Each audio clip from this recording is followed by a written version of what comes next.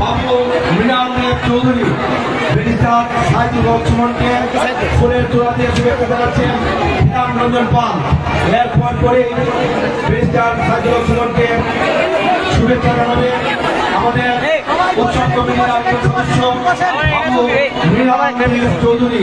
বাবু মৃণাল দেব চৌধুরী সুধীমণ্ডলী মাতৃমণ্ডলী, আমরা সকলের কাছে কিছুটা সময় খেয়ে নিচ্ছি। এ পর্যায়ে আমাদের উৎসব উদযাপন কমিটির পক্ষ থেকে শুভেচ্ছা বক্তব্য রাখছেন বাবু সজল দাস। বাবু সজল দাস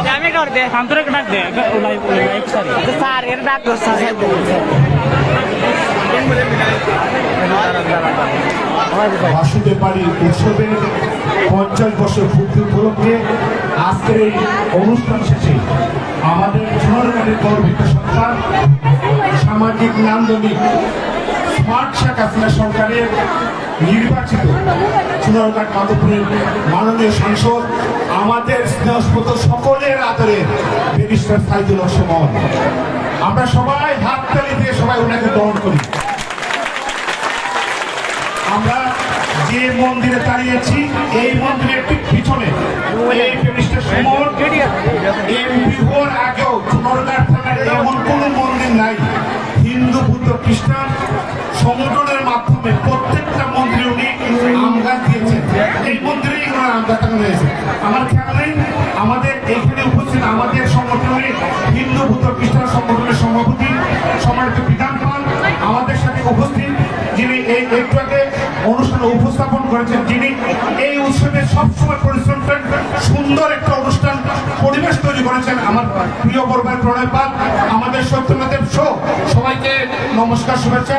উনি আমাদের ব্যারিস্টার সাইদুল হক সুমন, ওনার ইশতেহারে এই প্রথম বাংলাদেশ স্বাধীন হওয়ার পরে 50 বছরের ভিতরে এই প্রথম কোনো সংসদ সদস্য প্রার্থী ওনার ইশতেহারে বলেছেন আমি হিন্দু বুদ্ধ খ্রিস্টান মানুষের নিরাপত্তার দায়িত্ব নিলাম। এটা বিরাট বড় কথা আমাদের জন্য। আমরা সবাই অন্তর থেকে ভগবান বাসুদেব জন্য ওনাকে দীর্ঘদিন সুস্থ থাকে, ভালো থাকে, এই প্রত্যাশা থাকে। শেষ কিছু সবাই ভালো থাকবো। ধন্যবাদ বাবু সজল দাসকে। এ পর্যায়ে শুভেচ্ছা বক্তব্য দেবেন আমাদের সকলের প্রাণ প্রিয় আমাদের ভাগ্নিয়া ব্যারিস্টার সাইদুল হক সুমন। ব্যারিস্টার সাইদুল হক সুমন।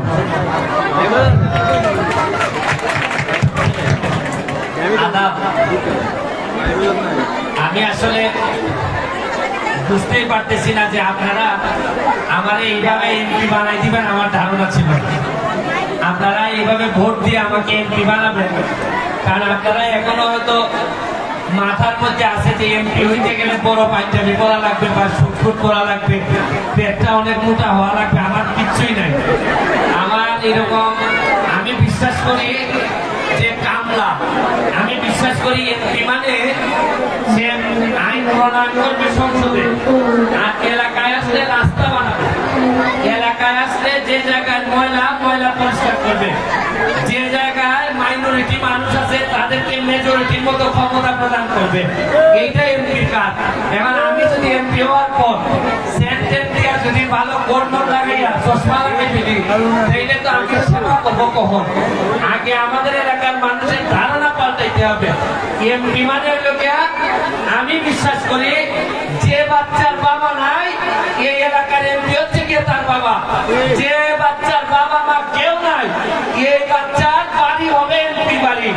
আমি আমার বাচ্চারা এখানে কল্যাণীতে আছে, আমেরিকাতে থাকে, এরা মনে করে যে বাবা না থাকলে অসুবিধা নাই, জো বাইডেন আছে, মানে এদের প্রেসিডেন্ট আছে। এই যে একটা চিন্তা। আর আমাদের এলাকায় আমরা মনে করি যদি আমার বাপ মারা যায় তাইলে মনে হয় আর এই সমাজ আমাদেরকে রক্ষা নাই। আমি সোনারগাঁ মাধবপুরে একটা টেন্ডেন্সি তৈরি করতে চাই যে এমপি একটা পদ আছে যে তোমার বাবার জায়গায় যে কোন সময় পজিশন নিয়ে নিবে, বাবার মতো করে তোমাকে রক্ষা করবে। এইটাই হচ্ছে এমপি। আমি আমি ইশতেহারে, আমার ইশতেহারে ছিল পুরাতন খোয়াই নদীটা পরিষ্কার করা আমাদের বাগানের এই বাজারের পাশে। এইটা অলরেডি পরিষ্কার শুরু করে দিছি আমি। এখনো আমি 1 টাকা বরাদ্দ পাই নাই। আমি আমার বন্ধুদের কাছ থেকে টাকা নিয়ে ওই কল্যাণীদের বন্ধু আমার বড় বোন, তার কাছ থেকে বিভিন্নভাবে টাকা নিয়ে আমি বলছি যে আমি কতদিন এমপি থাকবো জানি না, আমি যতটুকু পারি আমি চেষ্টা করে যাচ্ছি আপনাদের জন্য না, যতটুকু আমাদের যারা ভোট দিচ্ছে তাদের জন্য না, যতটুকু যারা আমার ভোট দেয় নাই, বাচ্চা এখনো ভোটার হয় নাই, তাদেরকে একটা ভবিষ্যৎ সুন্দর সোনারঘাট আমি উপহার দিয়ে তারপর বিদায় নিতে চাই। এটাই আমার মূল উদ্দেশ্যের মধ্যে একটা। আমি আপনাদেরকে অনুরোধ করব, আমি কিন্তু আপনারা জানেন কিনা আন্তর্জাতিক অপরাধ ট্রাইব্যুনালের সর্বকনিষ্ঠ প্রসিকিউটর ছিলাম। 71 সালে যারা আমাদের এলাকায় বিভিন্ন ধর্মের, বিশেষ করে হিন্দু ধর্মের মানুষদেরকে যারা নির্যাতন করেছিলেন, হত্যা করেছিলেন, তাদের বিচারের জন্য যে গঠিত ট্রাইব্যুনাল, এইটার একজন মেম্বার ছিলাম আমি অনেকের বিচারের সাথে সম্পৃক্ত ছিলাম। এই জন্য সারা বাংলাদেশ তাকাই থাকবে আমার সোনারঘাট মাধবপুরে যদি একটা হিন্দু মানুষের উপর, হিন্দু ধর্ম হওয়ার কারণে কেউ যদি অন্যায় করে, এইটা সরাসরি আপনারা যেভাবে আমার কলিজার মধ্যে ভোট দিচ্ছেন, একটা মাইনরিটি মানুষের উপর যদি নির্যাতন হয় আমার কলিজার মধ্যে এটা কষ্ট হবে, এটা আমি আপনাদেরকে বলে যাচ্ছি। এবং আপনাদেরকে আমার মূল কাজ হবে হিন্দু কমিউনিটির মানুষকে আমি আরো বেশি যত্ন করে আপনাদের ছেলে মেয়েদেরকে এমন জায়গায় পড়াশোনা করে আমি নিতে চাই যাতে আমি তাদের মাধ্যমে এম্পাওয়ার করতে পারি হিন্দু কমিউনিটির মানুষকে। আপনার ছেলে যখন শিক্ষিত হয়ে, ব্যারিস্টার হয়ে, জজ হয়ে এলাকায় ফিরে আসবে, তখন কিন্তু আসল প্রকৃত নিরাপত্তা আমার এমপি না, আমার যদি মন্ত্রী বানান, আমার যদি প্রেসিডেন্ট বানান, তাও লাভ হবে না যদি আপনার ছেলে মেয়েটারে যদি কোনোভাবে শিক্ষিত করতে না পারেন। আমি আপনাদেরকে বলে যাচ্ছি, আপনাদের কমিউনিটি শিক্ষিত হওয়ার জন্য যা যা লাগে আমি ব্যারিস্টার সুমন আপনাদের সব জায়গায় থাকবো। আমি তো বলছি যার বাবা নাই সে যেন আমার বাবা মনে করে, এই বাবা হিসাবে যতটুকু দায়িত্ব আমার পালন করার আমি এই পালন করবো আপনাদেরকে। আমি বক্তব্য যখন নির্বাচন করি তখন বক্তব্য দিতাম, আমি একটা কথা বলতাম যে যিনি নৌকা নিয়ে দাঁড়াইছেন উনি হচ্ছেন যে গণেশ, আর আমি নিয়ে দাঁড়াইছি আমি কার্তিক। আমি আবার পরে শুনলাম কার্তিক নাকি গণেশের চেয়ে একটু সুন্দর ছিল বেশি, তা আমি পরে কেমনে কেমনে বইলা বেশি আমি কার্তিক।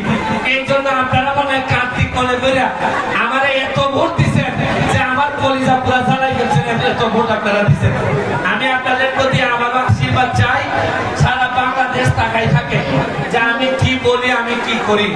আমি আপনাদের আশীর্বাদ চাই, আপনাদের ছেলে মেয়েদেরকে নিয়ে আমি একটা সুন্দর সোনারঘাট মাধবপুর বানাইতে চাই।